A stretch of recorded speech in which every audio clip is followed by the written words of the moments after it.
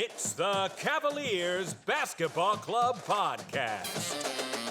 It's basketball time to kill. Love picks up Curry. Kyrie Irving from downtown. Up for the layup. Oh, blocked by James. It's over. The 52-year drought is over. The Cavaliers have won the NBA championship. Cleveland, this is for you. Sexton works on Irving. He knocks it down. Heat check time. Allen to Garland, 1 second left for midcourt. Oh! Strongest goal. Oh, what a rejection by Mobley. And he throws the hammer down.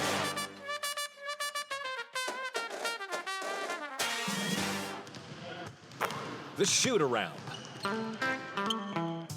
With the offseason being a bit slow, we thought we'd take the time to give some of our perspective on the Cavs players. In this case, we wanted to highlight Jarrett Allen, the man in the middle, and kind of the reason why we started this pod in the first place. Is Jarrett Allen the most talented player the team has acquired via trade in the last 2 decades? I really do think that Jarrett Allen is the best player that the Cavs have acquired since you and I have followed the team, which is about 2 decades. I think there are a lot of talented players that the Cavs have acquired during the first LeBron run and the second LeBron run. They were in more player acquisition mode. You know, they got Larry Nance, they got Jordan Clark, they got J.R. Smith. They brought in a lot of talented players. But I think Allen was the biggest surprise and the biggest get for the Cavs because of his playing style, the fact that he was so young when they got him, and the fact that they barely had to give up anything to get him. They had to give up a couple picks and Taurean Prince, essentially. So the return is probably the highest upside in talent that I can think of. For me, the only other player that I would consider close to the same level, per se, is J.R. Smith. Only from the sense of what that Cavs team needed at the time, and they needed another pure shooter who could guard multiple players. But even that's tricky because JR really wasn't liked in New York. The Knicks wanted to get rid of him because he was kind of on his way out. He was not getting along well and not playing well with that particular team. So for me, the overwhelming answer is Jarrett Allen. Do you think I'm on the right path here, or am I kind of blowing smoke up a guy that's really only played for us for 2 seasons? We haven't had a lot of amazing players come through trade. We've had some really amazing trades as a team, especially in the LeBron first go-around of his years here. We had many a year that we would trade 5 or 6 guys, 7 guys at the trade deadline and just completely remake our team. It's part of the reason why we could never really get a foothold and get the chemistry that was required for us to actually progress further into the playoffs and win with those teams. That's another story for another day. But Cleveland has never been a hotspot destination. Even when LeBron has been here both before and then in his second stint, it's been hard to get people to want to come here. We don't have the pedigree, we don't have the history, we don't have any dynasties, and there's a rule in the NBA made for us called the Ted Stepien rule, which is that you're not allowed to trade all of your best players away and make your team horrible. That's Cleveland, baby. We've had a long way to go to gain respect in this league, and you've seen that from the disinterest of the players of wanting to be here. The first player that comes to mind that could be someone that you just did not mention that to me would be better than JR, because I do agree JR was always one of those guys, him and Shumpert, both of those guys from the Knicks. I would often trade for those guys when I was playing NBA 2K. They were just the perfect pieces to complement what we had. That was just the best move ever at the time. But the greatest player, the most talented player to come here via trade at the time in his career, Kevin Love. Good point. It's the easiest answer, I know. I'm sorry. Because technically we traded Andrew Wiggins to get him. Yeah. And I still think Wiggins is a great player. I thought he was going to be a great player for us. Maybe he didn't turn into the second coming of LeBron or something like most people wanted him to be. But Kevin Love, certainly his talent level and what he was doing in Minnesota, him coming in here, that was the most exciting pickup to ever come in and join the Cavaliers. Sadly, he had to take kind of a third seat as far as his order in the big three. And he lost a lot of himself in the time that he's been here. A lot of what he was in Minnesota anyway. But since Kevin Love, absolutely Jarrett Allen. Jarrett Allen is a Hall of Famer. The last 5 seasons, Mr. Consistent should be his name. That could easily be one of his names. And we'll talk some more in the second question about his stats and what he's been able to give to this team, what the Nets have been missing since letting him go. But by far, I don't think there's been a more talented player through the trade that we've ever acquired as a team than Jarrett Allen. Outside of Kevin Love. Since Kevin Love, yeah. I actually think Jarrett Allen could have a better career overall than Kevin Love. That's only when you look at the stats. Kevin has slid down a cliff a little bit because he can't stay consistently healthy. If Allen also has that problem, then of course it's going to be a disappointment. But we didn't really have to give anything up to get him. Yeah. The trade for Allen was such a steal that I value it greater than I value the Love trade. I agree with that. I almost think the Allen trade, you would fall into that issue in video games where the other computer GM has refused to do this trade 100 out of 100 times, where the Love deal, you're trading a first-round talent and some other assets just to get him, and it's an expiring deal, and there's some other turmoil going on because Love mentioning that he didn't want to play for Minnesota. I will say the Love trade, as of right now, it's more historically relevant for the franchise as well. The Allen trade could also become historically relevant in the sense of restarting the team after LeBron's second stint. The Love trade brought in this whole idea of Cleveland being a destination for big name players and LeBron refocusing his career in Cleveland and wanting to get us a championship, where the Allen trade kind of does a similar thing, obviously sans LeBron. So you got me there. I mean, 130,000% right. The Love trade is probably a bigger deal, technically. Yeah, we got a championship out of that, but you're 100% right. The package that we had to send away to get Love, it was comparable, and you would never have a simulation deny you. But with something like the Allen trade, we snuck in as a third party, and they unloaded him just to pick up another guy. They didn't even really care about what they were getting rid of. And Allen was looking to stay there. He liked being a Net and wanted to get a long-term contract and stay there for his career. So they screwed up big time, and we just ran away with it. I will say Love did potentially right now give us the best LeBron hug in franchise history. And we needed that for closure, I think. We did. You don't need to come back. No more hugs are needed, LeBron. We're good. No.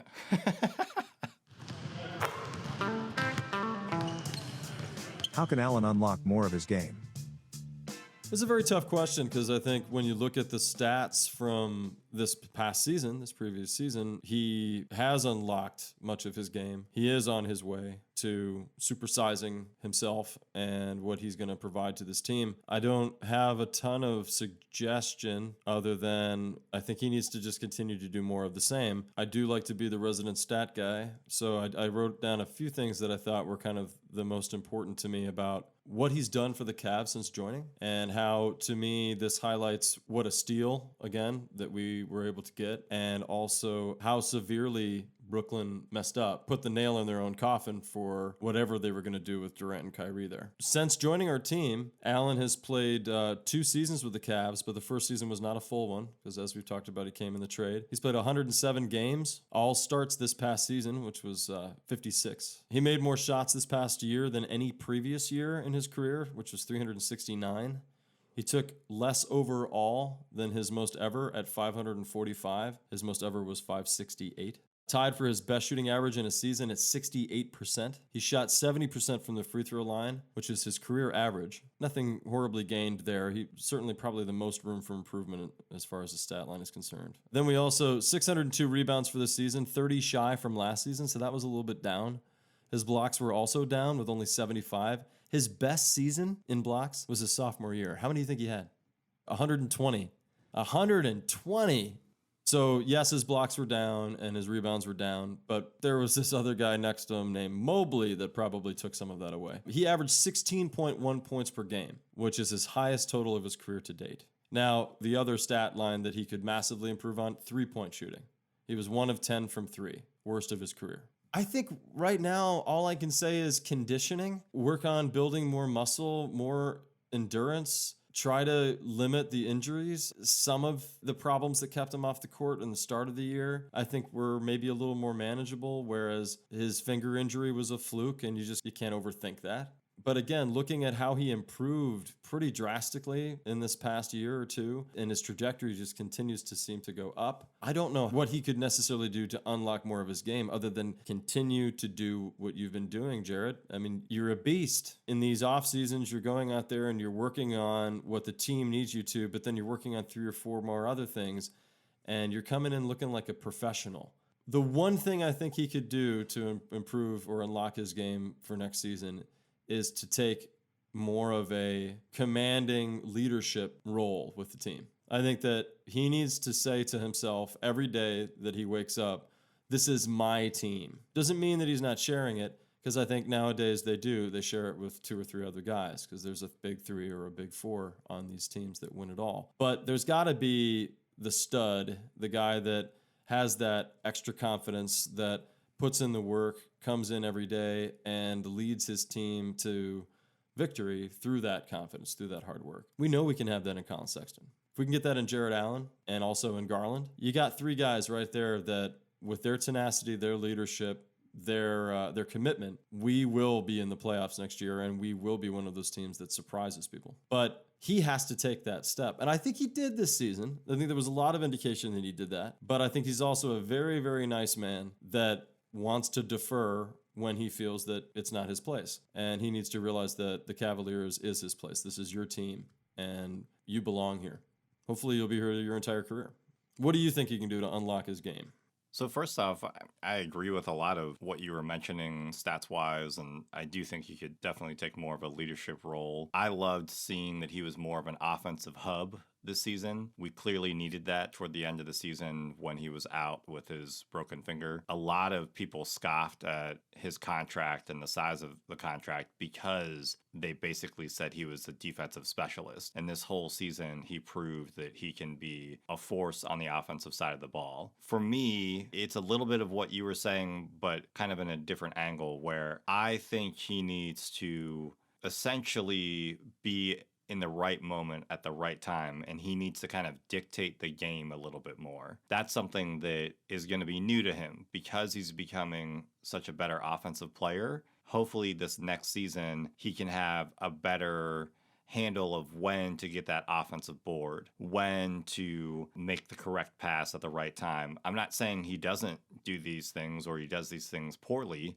It's more of he's becoming a smarter basketball player, and I would just love to see his basketball intelligence essentially improve a little bit more. He's obviously much smarter than I am as a basketball player, for sure. It's more of just knowing what to do at the right time. We've seen this with so many players. We knew that there was a difference between LeBron year 3 and year 5.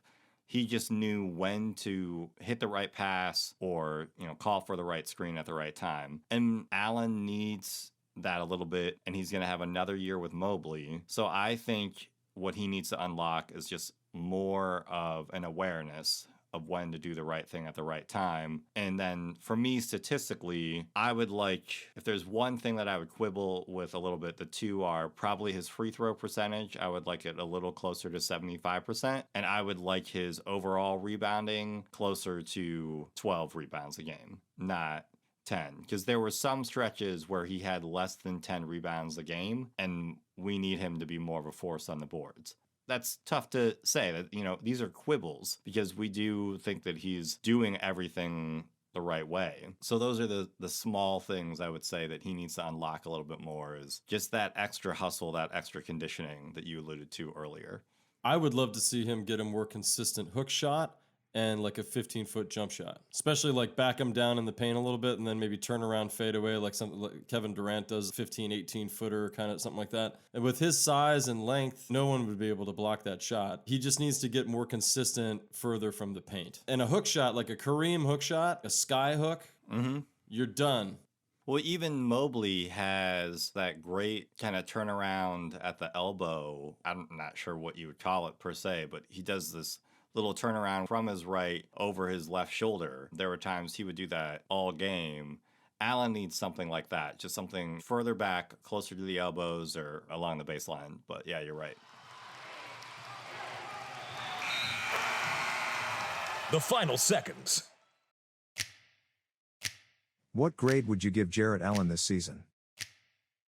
We've been fawning over him basically this whole pod. I would give him a solid A. I think that he proved his worth in the contract, talked about how he's probably the most valuable trade asset they've received since you correctly pointed out Kevin Love. And I think not only does he deserve an A, but my expectation is that he should be an A for the next 4 or 5 years. A-level talent, A-level hustle, everything like that. A pure professional player that knows what he's doing on the basketball court.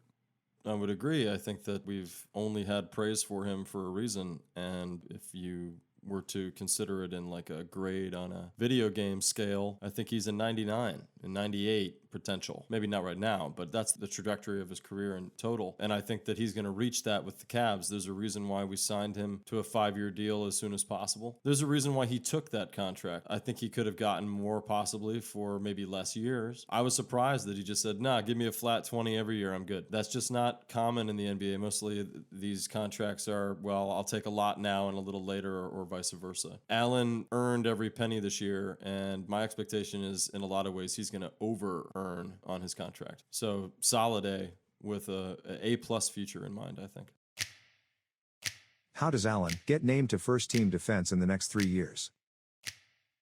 It's just a matter of time, really. There's a lot of other players ahead of him in the league that get consideration first, and their stats bore that out, but he is only going to continue to get better. I think that's what this season proved. They're also running the offense through him, and that also means that they'll be running defensive sets through him as well. There's going to be a lot of opportunity for him to shine on this team, and with the makeup of the talent that is around him, we should be getting more national recognition as well, which is another part of how these awards are usually merited out eventually. That, okay, well, it's also part of a popularity contest. And right now, I think Allen being on the team and being a little under the radar in Cleveland is going to hurt him until people just have to take us seriously. I think we're very close to that. So it could be next year, but I do anticipate it will be in the next 3 years.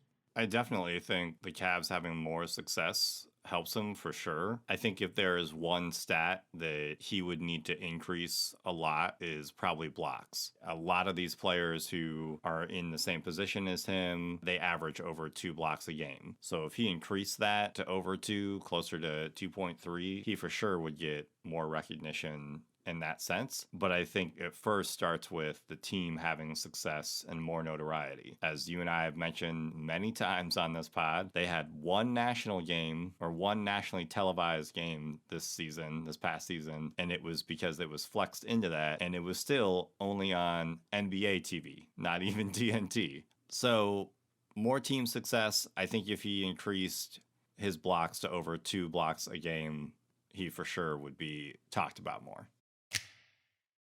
When Allen signed his new contract, he bought a 3D printer to make Star Wars stuff. What is the nerdiest thing you would buy? Probably something Batman related. If I signed a contract for $100 million, so I had $20 million on hand, I would probably buy a Batmobile. Like the animated series version, that would probably cost me a good $5 million, maybe. I mean, it has a jet engine on the back. And then I would pay the guy that voiced Batman, Kevin Conroy, to just walk around with me and dictate my life for like just a week. I was going to suggest that you at least have him be like the onboard navigation system and like something similar to Knight Rider. Yes, that's a great idea too.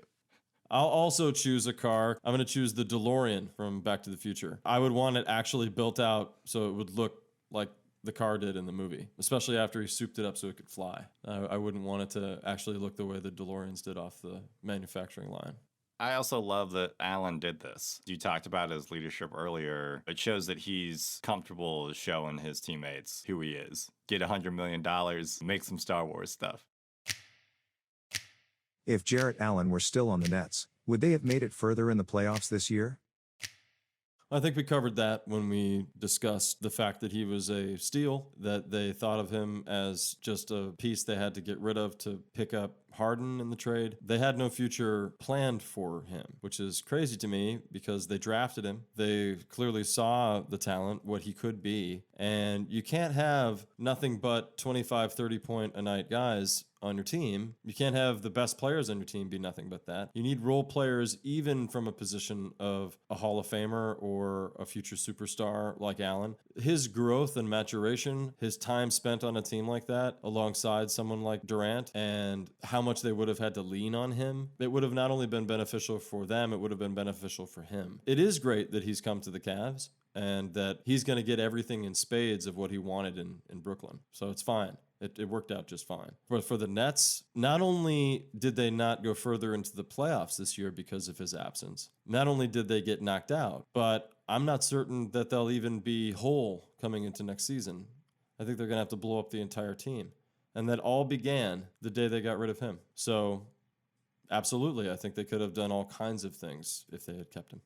Yeah, I agree. I think the Nets getting rid of Allen was a really disastrous move for them. They were able to get a lot of immediate talent, but it was immediate talent of a player who had a history of being disgruntled on top of already having another player in Kyrie who has a history of a mixed history with teams as well. And Allen has proven that he's a very loyal guy and wants to do the best for the team. When the Nets traded him, they got rid of a player that definitely wanted to keep playing for them, and they kind of made it known to the rest of the players on the roster that we don't really care if you're super loyal to us or want to keep playing with us. You're seen more as an asset than anything else. You're a piece. We're always going to try to go after that superstar talent as opposed to cultivate and grow the talent that we already have on our team. So yeah, they really missed the boat. Thank goodness, because I think Allen, as we've mentioned, has got a great future with us. Thank you for listening to the Cavaliers Basketball Club podcast. Let's go Cavs!